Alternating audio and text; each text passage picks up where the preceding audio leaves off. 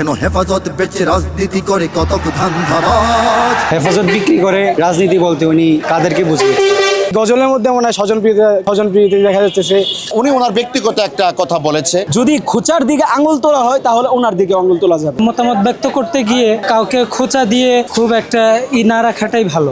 উনি আসলে কাকে বুঝাইতে চাইছেন? কেন ধান ছড়া আর খেজুর গাছের সঙ্গম হলো মিছে। বিভিন্ন জনকে যে খোঁচা দিয়ে কথাগুলো বলছেন, এখন আমি যদি খোঁচার বিষয়ে যাই তাহলে উনি যেমন অরাজনৈতিক ব্যক্তি হয়ে যেমন রাজনৈতিক ব্যক্তিদেরকে খোঁচা দিছে, যদি খোঁচার দিকে আঙুল তোলা হয় তাহলে ওনার দিকে আঙুল তোলা যাবে। যেমনটা এখন না বলি, কারণ যেমনটা আমার চাইতে আপনারা দর্শকরা ভালো জানেন, কারণ ফেসবুকে এটা যতটা ভাইরাল হয়েছে এর যেমনটা আর তার চাইতেও আরো বেশি ভাইরাল হয়েছে। তো সেই জায়গা থেকে কবি তার নেতিবাচক ভঙ্গি থেকে কিংবা ইতিবাচক ভঙ্গি থেকে কবি তার কবিতা আবৃত্তি করেছে। তো কবিতার সেই আবৃত্তি থেকে আমরা এখন যদি বিবৃতি দিতে যাই তাহলে বিষয়টা কিন্তু অন্যরকম হয়ে যায়। মহিব খান ব্যক্তিগতভাবে উনি ওনার অভিজ্ঞতা থেকে দেখেছে বিগত হেফাজত এবং জমিয়ত নিয়ে আর অনেক রকমের ইঙ্গিত করেছে। আসলে সরাসরি বলে না, ওনার একটা গানের মাধ্যমে বা ওনার একটা প্রতিবাদী গজলের মাধ্যমে তিনি এটা ইঙ্গিত করেছে। উনি ওনার ব্যক্তিগত একটা কথা বলেছে, এটা একান্ত উনি জানেন। একজন কবি মূলত উনি নিজস্ব শব্দ চয়নে উনি নিজের অভিমতকে প্রকাশ করতে চায়। তো ওনার কাছে মনে হয়েছে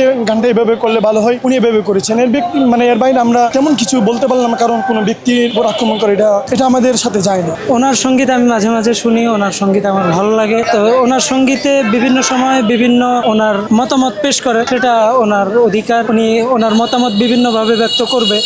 আমি মনে করি যে মতামত ব্যক্ত করতে গিয়ে কাউকে খোঁচা দিয়ে খুব একটা না রাখাটাই ভালো। অনেকগুলা কথা ভালো ছিল, আবার অনেকগুলা বিতর্কিত ছিল, যেটা আসলে নিয়ে বিতর্ক হচ্ছে। কেউ জেলে গেলে কেন সে হবে ইউসুফ নবী বা এই টাইপের একটা লাইন আছে। তো এটা নিয়ে আসলে বিতর্কতা আছে যে উনি আসলে কাকে বুঝাইতে চাইছে। আর একটা কথা বলছেন হেফাজতকে বিক্রি করে, তো এটা আসলে উনি কোন ভিত্তিতে বলছেন সেটা তো আমরা বলতে পারতেছি না, বা কোনো যদি তথ্য উপাত্য, এটা আসলে মিশ্র প্রতিক্রিয়া বলতে হয়। অনেকগুলো ছিল খুবই ভালো ছিল, আবার অনেকগুলো বিতর্কিত লাইন ছিল, এটা আসলে মিশ্র অবস্থা। ভালো বলতে মন চাই, কিছু লাইন শুনে আবার কিছু লাইন শুনে ভালো বলতে ইচ্ছে করে না, এরকম। আমার কাছে আসলে মনে হয় যে হেফাজত বিক্রি করে যারা রাজনীতি করে, এখানে হেফাজত বিক্রি করে রাজনীতি বলতে উনি কাদেরকে বুঝবে? এটা নিয়ে একটু সংশয় আছে। কবিত্বের একটা বিষয় আছে, মনে করেন একটা কবি তার অপিনিয়ন ব্যক্ত করছে, তো কবি হিসাবে আমরা তাকে সাপোর্ট করতে চাই। তার নিজের অপিনিয়নটা ব্যক্ত করছে, সুতরাং এত সুন্দর করে একটা গজল আমাদেরকে একটা ইসলামী সঙ্গীত উপহার দেওয়ার জন্য যে ভাব প্রকাশ, তার যে একটা কবিত্ব ভাব, কবিগিরি, মানে এটা আমাদের কাছে ভালো লাগছে। উচিত ছিল ব্যাপক বোর্ডের ব্যাপারে কথা বলার, কিন্তু ব্যাপক বোর্ডে দেখা যাইতেছে তার ভাই বোনেরা থাকার কারণে সে ওদিকে যাচ্ছে না। এই দিক দিয়ে আমরা মনে করতেছি গজলের মধ্যে মনে হয় স্বজনপ্রীতি দেখা যাচ্ছে।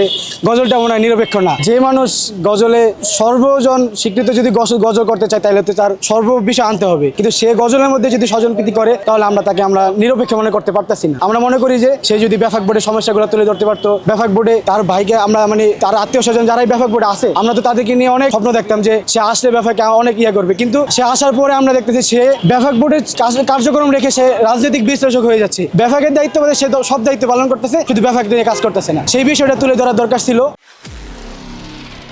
নিরপেক্ষ, সত্য প্রকাশে আপোষহীন।